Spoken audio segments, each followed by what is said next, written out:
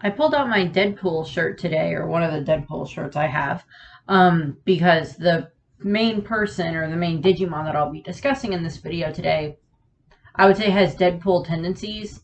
Very mischievous, very will push people away, and is just. I just think that if Deadpool had a Digimon, that would probably be Impmon. I just think that they would connect on a very deep level, or not. I don't know. I don't know what Digimon people think Deadpool would have, but in my opinion, it would be Impmon. Um, so, this is, I believe, the ninth Digimon Tamers slash Digimon discussion video. This video is actually going to focus a lot more on the Digimon as opposed to the Tamers, because this is one of the very rare instances, as far as I'm aware, the only instance, or at the very least, the only instance in the Digimon media that I have seen that is a Digimon that has two Tamers, or two Digidestined. And I apologize if there are sneezes or cuts throughout this, because there's something in some pollen in the air right now that's messing with my nose. So if there's multiple cuts, that means I had to sneeze a lot. So sorry. Just warning you up front. So this video is going to be about Impmon and his tamers, i.e. in Mako. And we're going to discuss these characters as I have been doing. For reference, Ai and Mako are two very young children. They are brother and sister, Ai being the sister and Mako being the younger brother. They tend to, of course, fight over their toys and fight over attention and stuff like that, which is one of the obstacles throughout the course of this relationship that they have with Impmon. I don't remember if we ever get exact ages on them, but I think they're either around the same age as Henry's sister Susie, or just a little bit younger than her. Not by much, but by a little bit. And their Digimon, Impmon, his forms are Yamon, and then Impmon is the form that we see him in for the majority of the series. And then his ultimate form, or mega form, I can't remember which one it is Beelzemon. And then he has Beelzemon Blast Mode, which is just Beelzemon but with a gun and then wings, which, of course, you know, he looks awesome. I'll give him that much. And so I'll be discussing as he goes through those different forms. So kind of generally the way that it's perceived is that when Impmon first arrived in the human world, he ended up being found or arriving near where these two kids live, where Ai and Mako live. And they kind of took him in, or he decided that he wanted to stay with them. There had to have been something there that he found interesting about them. And he stays with them for a little while. And unfortunately, one of the things that ends up happening, and we see this in a flashback, is that, as I said, the two of them tend to fight and squabble over toys quite a bit. And what they ended up doing was, of course, it's just like, oh, he did this, or she did that, or, he did this to me, or she took my toy, or whatever. And they try to get Impmon to, like, each, fight for them. And that doesn't go well. And we get this in a flashback where we have Impmon is, like, stuck in the middle between the two of them, and they're each pulling on one of his arms and everything. And it's not a fun memory for him. And, but kind of the way that's what we get in a flashback, and then we really don't see Ai and Mako for quite a while. But what we do get is we're mostly introduced to Impmon, and he is this extremely mischievous, troublemaking, backsassing, he's extremely sassy and extremely tries to be independent and everything. And he's like, no self-respecting Digimon would have a tamer, and would ally themselves with humans and everything. He thinks that humans are really bad. And he ends up, like, he's just kind of in the background a little bit. And then, like, we see him more interact with Renamon and Gilmon and, Terriermon and, like, their tamers and such. him and Renamon actually start to develop this like connection pretty quickly. I would say more to do with the fact that Renamon, this is before the way that they interact with each other in the beginning is this is before Renamon and Rika have fully, coalesced as Digimon and Tamer, when Rika still just sees Renamon as a way, as they just see each other as a way to get stronger, where they don't actually have this like friendship that ends up developing between Rika and Renamon. And Renamon and Impmon kind of have this, back and forth, their sassy natures. If Impmon was a Pokemon that you could breed, he would either have a sassy or actually I would just think sassy would be what it would be for Impmon, and like rash tendencies, but you can't do like tendencies. That'd be like a characteristic, I guess. But we see that a lot with Impmon. He, tries to pretend that he's, bigger than he is, and he's like in his champion form for the majority of the beginning of the series. We also see that he likes to terrorize humans. He will go into the park at night and like he'll throw his little fireballs at like couples that are like sitting on the benches and like talking and or making out, and he'll just like throw the fireballs at them because he likes to torture them. Well, he doesn't actually he doesn't actually ever like hurt them, but like, he likes to scare them and make them run off. And like, when Gilmon's living in the park and like the little, shelter area, he goes there, like he ends up like eating a bunch of Gilmon's bread while talking to Gilmon, and he, keeps saying that Gilmon, oh, you're just a pet. You're just like a pet or a toy for these humans. They don't actually, care for you. And Gilmon's like, no, Takato is my friend. He's my tamer. He helps take care of me and everything. And, so we have that there. We see this start to conflict between the two of them. Impmon tends to just like wander around the city for the most part on his own. Doesn't really have any specific place that he tends to live. He'll just like, sleep, I guess, wherever he wants. And as I said, he likes to be very mischievous. He even tries to like pull Gilmon out of the, he like tricks Gilmon to come with him. He kind of like Huck Finn, Tom Sawyer, Huck Finn's Gilmon into like coming with him. And it's like, come on, we'll go have fun in the park. And like, he, this is when he goes and like, messes with the couples. And Gilmon just says, this is really stupid, and then leaves. This is not fun to torture these humans because they didn't do anything to you, type of thing. And Impmon's just like, no, this is what we do. We're supposed to mess with the humans. And at various points in time, he interacts with Calamon throughout the course of the series, calling him Cream Puff, tends to pick on him a lot, tends to scare him at times, all this other stuff. So, like, him and Calamon have this very, go back and forth dynamic. And then we have this moment where, he like looks in and like he like sees Henry and Terriermon just like reading together, and he just like he does not understand why the Digimon want to be with their tamers. It does not make sense to him in regards to, why Renamon wants to be with Rika, why Terriermon wants to be with Henry, why Gilmon wants to be with Takato. Impmon just does not seem to understand this. And then during this time frame is when we see that he kind of goes back to the house where like IE and Mako live, and he sees them inside, and this is where we see them fighting over a teddy bear. And this is where we get the flashback for him and the kids and them fighting over him and everything, pulling on one arm and the other and everything. And they're doing the same thing to the teddy bear, and the teddy bear ends up ripping. One arm rips off and everything, and they just start crying, and like Impmon is just standing there like, like he, remembering what it felt like to have them both pulling on him. And, he just does not want anything to do with them, and he goes off. And like, he's just kind of there throughout the course of the first part. He, pops up, it's like Takato and Henry, like, they invite Impmon to come and play with their Digimon if they want. And I mean, Henry and Takato aren't like, mean to Impmon or anything like that.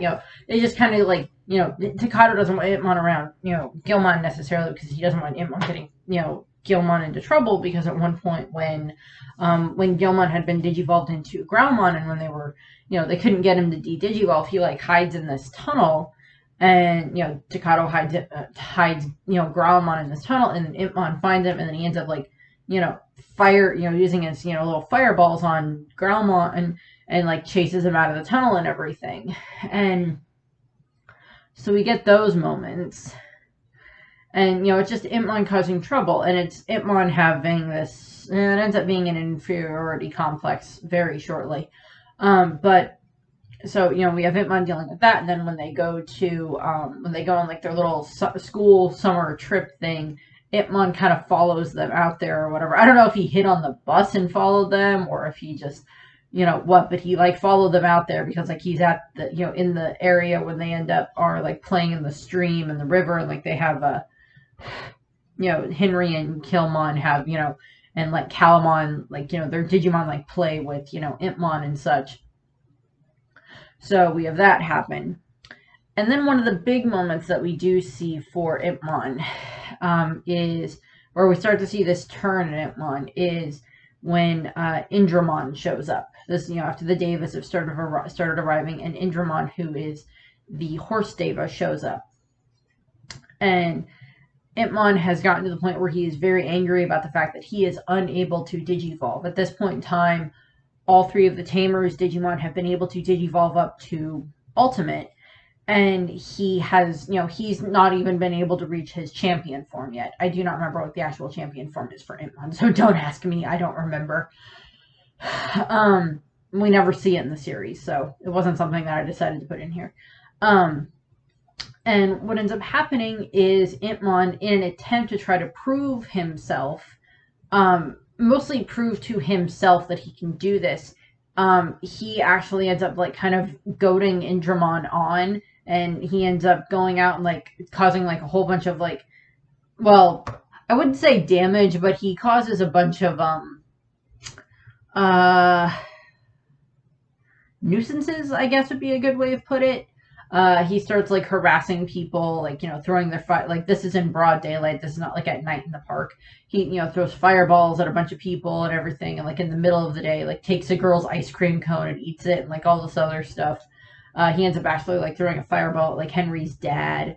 And so we see, like, a whole bunch of this stuff, and, Impmon is trying to, because Indramon says something along the lines of, like, oh, you smell of the humans as well. And Impmon's like, no, I don't. I don't smell like humans. I don't want anything to do with the humans. And, Indramon doesn't really buy it. And Impmon actually attempts to fight Indramon. He, like, summons up his biggest fireball and, like, throws it at Indramon. It does nothing. He, gets attacked by Indramon when when Indramon uses, like, his horn of devastation. He attacks Impmon. And, Impmon almost gets, dematerialized, gets destroyed at least once or twice during that fight. And, he just, like, charges right back in, and, like, the rest of the Tamers are there watching this, and Renamon's like, no, this is his fight. And, Impmon ends up getting, like, knocked down again and, like, knocked away. And eventually the Tamers do end up defeating Indramon. But then Impmon is, like, very badly injured for, like, several episodes. He's very badly injured. And kind of the climax of what happens is that during the time frame that the Tamers are dealing with Vicaramon with the giant boar Deva, Impmon is kind of, like, hiding in the sewers area of the city because he's, like, very badly injured, but he doesn't want to, he doesn't want to damage his pride anymore by going and, trying to ask the Tamers for help. He doesn't want to do that. He's already injured his pride enough by getting defeated by this Deva. And, like, didn't even, wasn't even able to put a scratch on the Deva with as much, bolstering as he does, about his own power.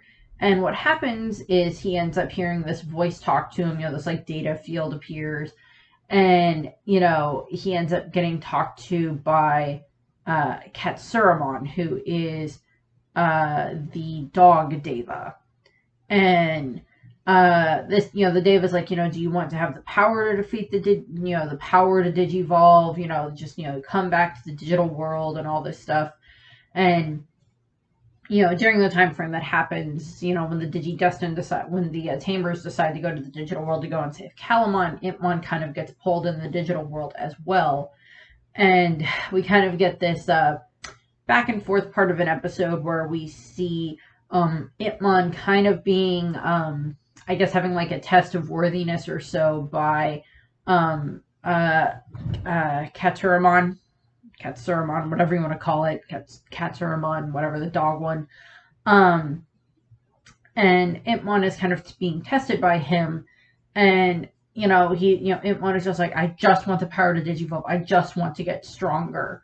And Katsuramon ends up doing like this illusion trick to see if that's really what Impmon wants, and the illusion actually ends up being Impmon seeing Ai and Mako again. And he sees them, and like they look up, and like he thinks that they see him, but they run right past him, and they go and like see this new puppy that their dad got him or something, and they start fighting over the puppy instantly. And Katsuramon is just like, yes, power is what you really want. And Impmon's like, but it is. I just want power. I just want to get stronger. I want to be the strongest. And Impmon goes through this entire inferiority complex that he has. And Katsuramon explains that, well, with the power of the Sovereign I could give you, you would be able to digivolve. But to get that, you must make a deal with me. And that deal is that I give you this power to digivolve, and you must in return go and kill the Tamers and their Digimon. So go and kill Takato and his group. And Impmon is just like, Gilmon and his friends? Because like Gilmon was never mean to him. Renamon never really actually tried to hurt him. She just tried to understand him. Terriermon may have thrown one or two attacks at him, but it was more just to get Impmon to leave them alone when he was trying to attack them. So they had never outright attacked him in any form of like anger or any form of wanting to destroy him like they did to the other Digimon that were like bio-emerging and such. And like Calamon wasn't ever really mean to Impmon. And like Impmon just has this moment where he's just like, does he want to do it or does he not want to do it? And he ends up choosing power. He ends up choosing to want to have the power to digivolve. And in that regard, he ends up, Katsuramon gives him this power, and he's able to digivolve up to Beelzemon. Up to his, I think it is his mega level. I do believe Beelzemon is the mega level.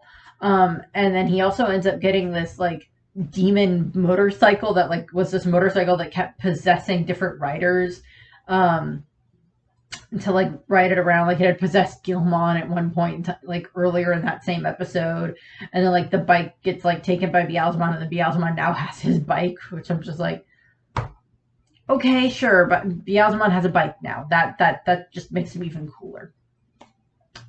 And during this time frame, Beelzemon is just very blinded by his power that he has in regards to, how much stronger he is now as Beelzemon than he was as Impmon. And like Beelzemon is actually able to like control this motorcycle as opposed to like where the motorcycle was controlling the riders in the first place.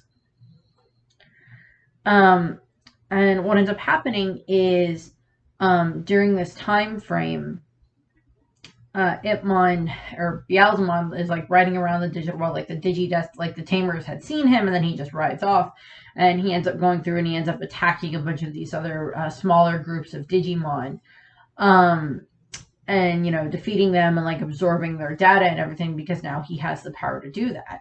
And so he's doing that, and he goes on this little bit of a rampage, and then when the Tamers are at like the gates of the Sovereign after they've just met Lopmon, and like Susie has arrived and everything, when that happens, Beelzemon shows back up, and this is where we have him showing up, and it's just like all the Tamers are like in one spot, so he now has like this opportunity to like kill them all like he was supposed to do for his power as part of the bargain that he made. And he shows up, and he starts, he's a mega level versus all of these. Some of them are just in like their champion forms at that point in time, and he ends up, Terriermon gets badly hurt in this regard during this fight. He just like, Renamon is actually the one that figures out that it's Impmon that's inside of what Beelzemon used to be, and she tries to reason with him, but he just attacks her again and knocks her down. And, Groundmon tries to, I think, help, again, gets knocked down. And, when Beelzemon is about to, like, actually badly hurt one of the Digimon, that's when Leomon steps in, and he ends up, trying to, dissuade Beelzemon from what he's doing. And Beelzemon just ends up, as I went over in the Jerry video, stabs Leomon right through his stomach, and then that's enough to, actually kill Leomon, and he, turns into data, and Beelzemon loads his data, and then, Jerry is, of course, just kind of broken at this point in time. This causes, of course, Takato to go into his rage, the corrupt Digivolution in regards to Groundmon up to Megidramon. And then we have this battle where we have Megidramon versus Beelzemon. During this battle, Makuramon, who's the Monkey Deva, shows up, and Beelzemon just attacks him and absorbs his power. And then he ends up actually absorbing the power of the ultimate forms of both Cubimon and Rapidmon. And Terriermon and Brittlebon are okay, but he ends up absorbing the powers from their ultimate modes. And just getting even stronger. And I mean, it's a lot of data all at once, so it's harder for him to be able to control it and everything. And during this time frame is, I believe, Katsuramon shows up again, and then he ends up actually destroying Katsuramon or something along those lines. I don't remember exactly. But this is, of course, Takato ends up, snapping out of his rage, and then eventually he does get, Gilmon back, and then he ends up digivolving with Gilmon into Gallantmon, and then, of course, it's Gallantmon versus Beelzemon. And at the end of that, when Gallantmon is about to end Beelzemon, that's, of course, when Jerry, steps up and says, "No, I don't want to see any more death today." And which, I mean, I think I mentioned this in Jerry's video, but that already just says how good of a person Jerry was. Even in one of her darkest moments with losing, she's already lost her mother, and she, now she just lost her partner. And the Digimon that took her partner from her is standing there and could be destroyed. And she chooses the better path of not having Gallantmon destroy Beelzemon. And that really affects Beelzemon, because he ends up running, Gallantmon spares him, and then, Beelzemon runs away on his motorcycle, rides away on his motorcycle. And during this whole time is when when the Tamers are dealing with the Sovereigns and talking with them, and getting their biomerged forms and everything. And Impmon, or Beelzemon, is kind of off on his own, and he ends up having this guilt-ridden moment where he just keeps seeing Jerry's face, her sad face, and I guess hearing her scream of anguish, I guess, in regards to losing Leomon. And he's surrounded by all these Chrysiliemon, or these I think they're the champion form of what would become Impmon, Diaboromon down the line. And he's dealing with them, and we have this moment where he's just screaming out about take the power back and everything, and that's where this quote comes from. "Well, Bike Boy, you really messed things up this time. Now what are you gonna do? Nothing, because you fouled that up too. That's why. You're so pathetic. What are you lot looking at, huh? And you, what do you want? Ah, I didn't mean it. Take it back. Take back the power. Ah, I don't want it. Ah, I don't want it." During this moment, what ends up happening is all of his power is like kind of, I don't know if it's taken from him or if he just gets too much damage from all of these Digimon attacking him at once on top of the damage that he had already received from Gallantmon that hasn't been able to heal yet.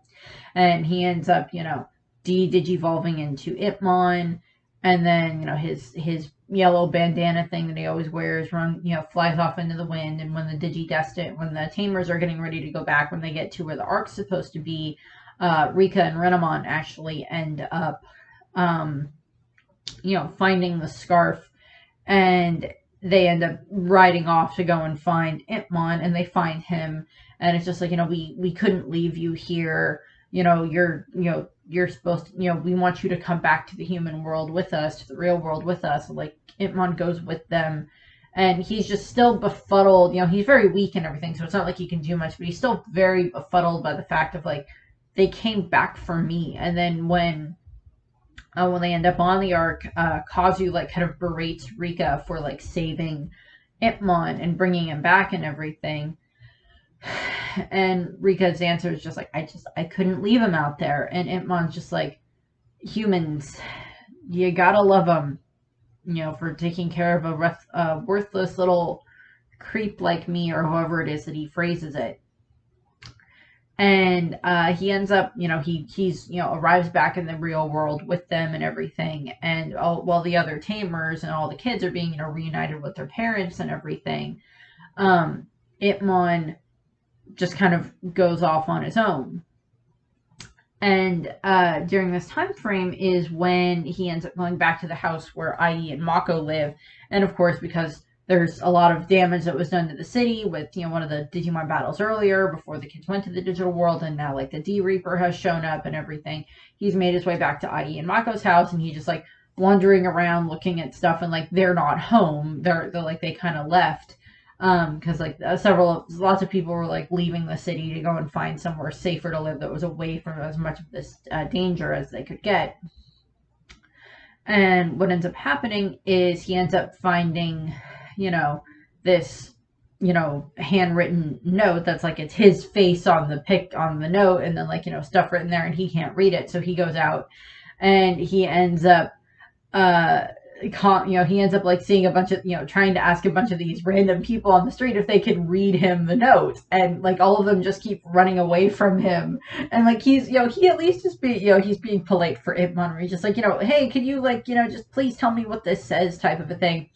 And I love the fact that it actually ends up being Henry Sensei, who I can never remember his name, but Henry Sensei, who actually ends up stopping and helping Impmon.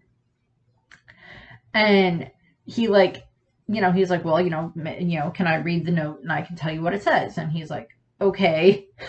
And, like, Impmon's like, okay, fine, like, holds up the note, and, like, he reads it, and he's just like, oh, well, dear Impmon, we left to go stay with our grandmother in whatever other town it was that they went to, and, we'll be staying there or whatever. And, and Impmon's like, well, where's that? And Henry Sensei just goes, well, you get on the subway, or you get on the train, whichever one it was.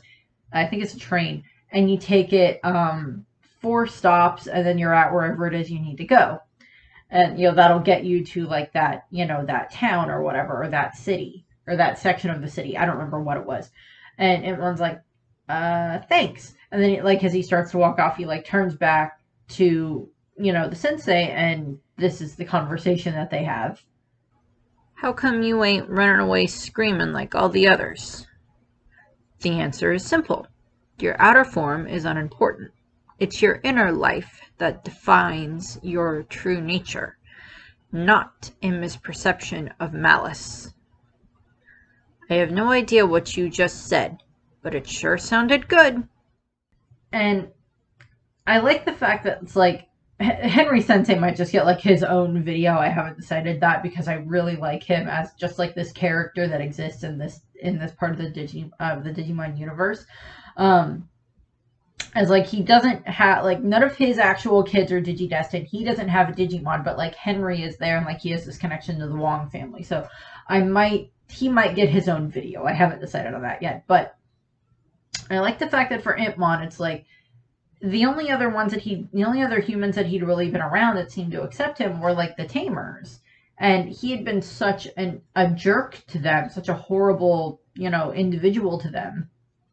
And then he meets this random human who, like, he has no idea who the sensei is. He doesn't know that he's Henry Sensei. He doesn't know that he has this connection, that he's met some other Digimon. He's met Terriermon and Lopmon and such. At this point in time, he doesn't know that. Impmon does not know this. He's just this random guy in Impmon's mind that he met on the street that was nice enough to, like, read him this note that was left for him by these two kids that Impmon cares about, and then tell him how to get to where he needs to go. And like Impmon's like kind of befuddled by his reasoning, and like he's just like, yeah, I don't know what you said, but I like it. And Sensei, like, the Sensei like wishes him luck and everything on his way, and like finding his, the little human friends. And I just love that little scene. It's like these two characters that you don't think are ever going to meet, and then it's just like they end up, the Sensei helps Impmon, sends him on his way, and I really like that. And it's just like, yeah, it's this whole thing of like, just because your outer looks one way does not mean that that's what your inside has to be. And I kind of think Impmon starts to take this little bit of a little bit more of a change in that regard, because even when he, even the whole time that he was, causing all these problems and everything, it's like, it's not that he can't still be mischievous and everything, but it doesn't mean that that has to be his only characteristic, his only quality. And I think that kind of starts to help him in that regard. That like showing kindness to others is not a bad thing. Kind of helps Impmon. I think that interaction helps him. And he gets on the train. We have this adorable image of like him sitting on the train, and like everybody is like just like on the other side of the car, is like just like away from him. He's just like, I'm just sitting here on the train. I didn't do anything. I'm just riding somewhere. Leave me alone, type of a thing. And I just like, that's adorable. And he ends up in the town, and I cannot remember the name of the town, sorry. He ends up in the town where IE and Mako live, and like he's like, okay, so I got here, but now I have no idea how to find them. And he ends up just like sitting on this roof if he's like looking around, and then like this dog barks at him, and he looks down, and it's IE and Mako with the little puppy that he saw in like the vision of them. And they just both have these big smiles as they, once they recognize that it's Impmon, they're just like, Impmon! He's like, hi, guys. And, they end up taking him back to, like, their grandmother's house. And, like, there's this funny moment because, like, their grandma, of course, doesn't know about Impmon. And he ends up having to hide in the doghouse, and he's just like, dogs stink. And then they end up, bringing him into the house, and they, like, give him, different treats and juice and like all this other stuff, and it's like they're kind of trying to kind of ply him into like wanting to stay with them, and they end up like bringing out the teddy bear, and like he looks at the teddy bear, and they're just like, our mom fixed him, and we decided that we're not gonna fight anymore, and we're sorry, and we really want you to stay with us. So we get this adorable moment between, them and Impmon, where it's just like them apologizing to him for the way that they acted, for the way that they were like fighting over him like he was a toy, like he wasn't actually like a full-on living being.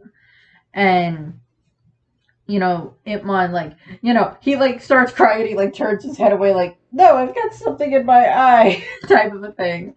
So we have that adorable moment there. A side note I didn't want to add, before the grandma leaves, she's like talking to the kids, and she goes, now don't glue your brother to the floor again, i.e. the neighbors still laugh at me. I'm like, well, yep, these are the perfect children for Impmon to be around if one of them's already gluing their brother to the floor. I love that bit. That's just funny. The neighbors still laugh at me. And, so we cut a little bit, and we cut to when this is happening during the same time that Takato and his group have been able to biomerge, and when they're fighting against the D-Reaper. And, Impmon and the kids end up, like, he's sitting there, like, eating a banana, and him and the kids are just like talking about everything. Like they see it on they turn on the TV and they see that this battle is happening, and Impmon of course recognizes his the Tamers and everything. And I think this is like the first time that Impmon actually calls them his friends, because he gets up and he's just like, I have to go and help them because they're my friends. And Ai and Mako kind of don't want him to go at first, but then he's just like, no, I have to go because it's kind of the right thing for me to do. And like he gets ready to leave, and like Mako gives him like his little toy gun, and Impmon takes that with him. And then Maki actually ends up, or Ai ends up like kissing him on the cheek, and he's like, like just blushing, and I love it. And he heads off, and that's when we have this moment where he digivolves into Beelzemon, and then and then he gets like his blast mode with the gun and everything, and that's what this bit is.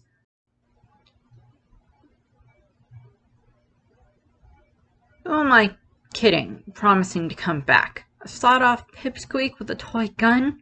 Still, I gotta help. Mako, this might just come in handier than you think. Excellent! I've never felt this kind of power before, and this time I'm fighting for what's right. Feels pretty good when you got someone to fight for. Hey, who knew? We have this moment where Impmon is much more fully accepting who he is. He now has this power to digivolve, and it's not necessarily power from the devas or from the sovereign. It's his own power to wanting to digivolve for the right reasons in this regard. And it's never been stated specifically what 100% will make a Digimon digivolve, because there's other Digimon that we've seen that were bio-emerged Digimon that digivolved even though they didn't have a tamer, even though they didn't have a blue card. So there's like all this different stuff that happens. I'm going to do a whole video itself about like digivolving in this series, but Impmon is now up, he's all the way up to Beelzemon blast mode, and he has these wings that come out of his back that I love, and he like flies off. And he arrives in the city, and is like helping the Tamers and everything, and like helps them like defeat one of like the D-Reaper's agents and everything, and like they accept him into the battle, and like they accept his help and everything. And after that battle, like he like apologizes to them for what happened, for the way that he acted before and everything, and like it's like he's not expecting them to forgive him. I don't think Impmon is expecting them to forgive him right off the bat, but he at least wants to attempt to start making things right, and that's why he apologizes. And what ends up happening after that is, at one point when they're like at, Takato and Henry's school, Impmon finds Calamon, and Calamon says that they're there to try to help find Jerry. And Impmon, he remembers, of course, what happened with Leomon. And he feels guilty about that, and he's just like, well, he like resolves to like help Calamon try to find Jerry. And Calamon says that like he keeps sensing Jerry like within the D-Reaper, and Beelzemon ends up like helping Calamon kind of try to find where Jerry is, and they're the ones that actually kind of locate this, like it's like this invisible sphere, and then they end up like actually doing a bunch of damage to it and like making it appear, and then that's where they end up getting inside the sphere, and that's where they find Jerry inside of the kernel sphere. It's like where the brain of the D-Reaper is, basically. And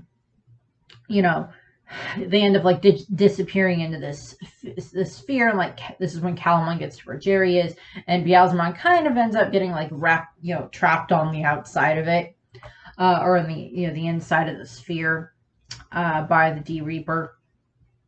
And during like the next battle that happens with the Tamers against the D-Reaper, Calamon screaming at him helps Beelzemon wake up, and he's able to like get out of the out of the D-Reaper's clutches or whatever, because the D-Reaper is like weakened enough, distracted enough that he's able to get out.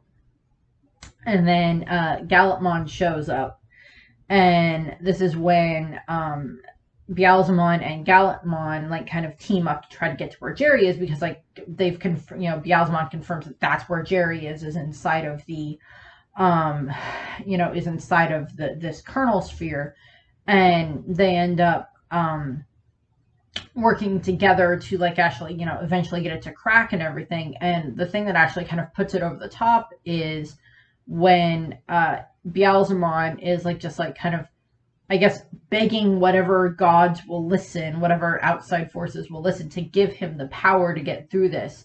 And he ends up actually summoning up Leomon's power that is inside of him.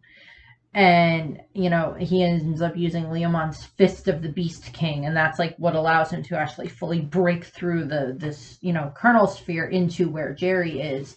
And like, he reaches in and he's trying to get Jerry. And like Jerry had kind of started to wake up and like started to like kind of wanting to get out and figure out what's going on, but seeing that image of what appeared to be for a moment Leomon back kind of, shocks her, and she like, backs away, and Beelzemon ends up getting, he's not able to get to where Jerry is, even though she's, was about to take its hand, but he gets, ejected by the D Reaper, and then, very badly injured by the D Reaper, and, he's rescued by Grani, and, is kind of, he's back in his Impmon form. And then the next time we see Impmon, we see him on a bus with IE and Mako. And I do not know, I don't remember if we ever find out how he gets on the bus. I don't know if it's like he maybe told the kids that was like, hey, can you, put me on this bus, and like it'll take me to where my friends are or whatever. But somehow he ends up on the bus with IE and Mako, don't know how. And he thinks that he's going to die from his injuries. And, he says, that he's thankful to IE and Mako for caring for someone that's as, worthless as he is. And he goes like, and they're just like, no, Impmon, you're not worthless. You're amazing, and you're wonderful, and you're our friend, and all this other stuff. And that's when, a Digivice appears. And, we see this like little, the Diginome fly away in the background. The Diginomes are getting their own video, don't worry. And we see, the Digivice shows up, and, that confirms that, those two were meant to be Impmon's partners, or them developing this bond with him caused them to become his partners. And it's assumed that maybe having the Digivice helps heal Impmon enough, because we saw that happen earlier in the series with Jerry healing Leomon from his injuries after his battle with Makurumon when they first became partners. So we don't really get too much more with that. The last time that we see them is, I kind of wish they had Beelzemon show up for like the final battle against the D Reaper and everything, and like been there, not like having, IE and Mako there fighting with them and like, using the modify cards or anything like that, but, having them there to kind of witness more in person. I think they had like watched on TV when he was Beelzemon fighting against the D Reaper earlier, so they kind of saw what he did, and like they figured out that was him. Beelzemon also gets angry at the D Reaper when it like destroys his blaster, and he's just like, that was a gift from Mako. He was like angry at that. But I do kind of wish Impmon had shown up for the final battle with the D Reaper. That he'd been able to show up and help with that. But like he kind of got he had his character development that he needed to have in regards to wanting to make things better with Jerry. And we get one more beat on that bit, because after they defeat the D Reaper and everything, and they're all standing in the park, Impmon and IE and Mako are there, and he introduces them to the other Tamers and everything, and Renamon's just like, hi, God, it's just like very nice and polite to IE and Mako and such, and Impmon sees Jerry, and I think he apologizes to Jerry again, because he didn't quite get the chance to apologize to her yet. And I mean, like, Impmon knows that no matter how much or no matter what he does for Jerry, he can never bring back Leomon, which we never see an instance of being able to bring a Digimon back in this world.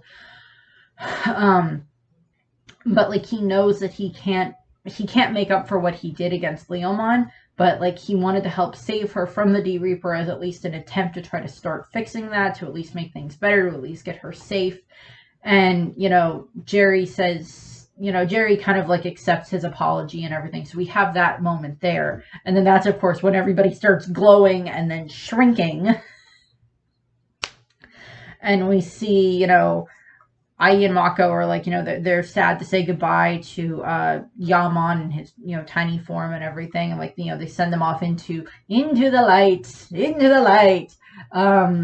And they're all just very sad and crying and everything as as Impmon leaves, and like as all the other Digimon leave and such.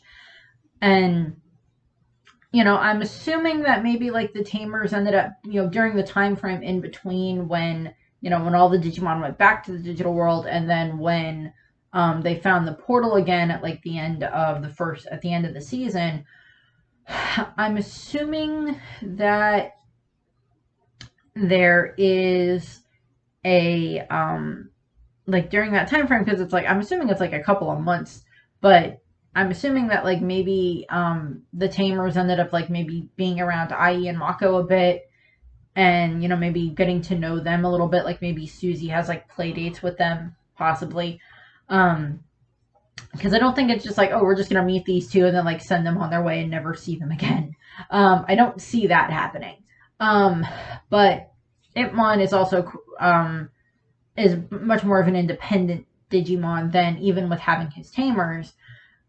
Because then when we get to the Runaway Locomon movie, when they're trying to deal with the Locomon that's being possessed by the Parasamon, what ends up happening is Impmon shows up, or Beelzemon shows up with his bike, and he's trying to stop the Locomon, and that doesn't work. His bike gets destroyed and he gets like sent flying.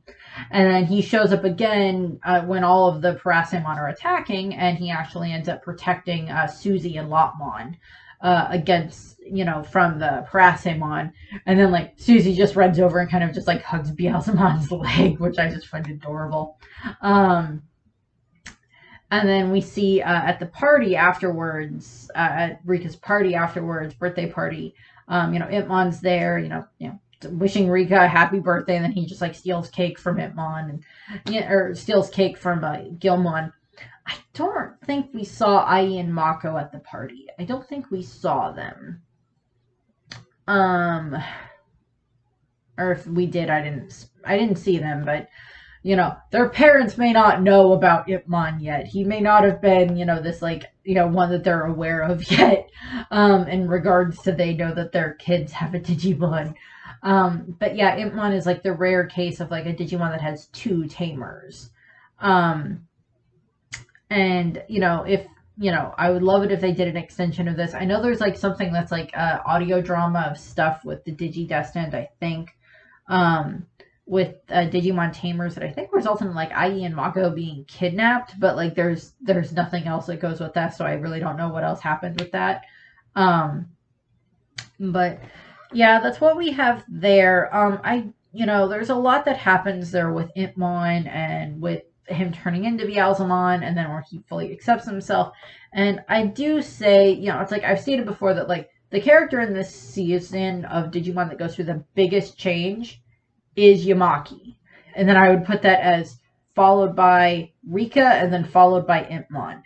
Are the three characters that go through this biggest change throughout the course of the series. And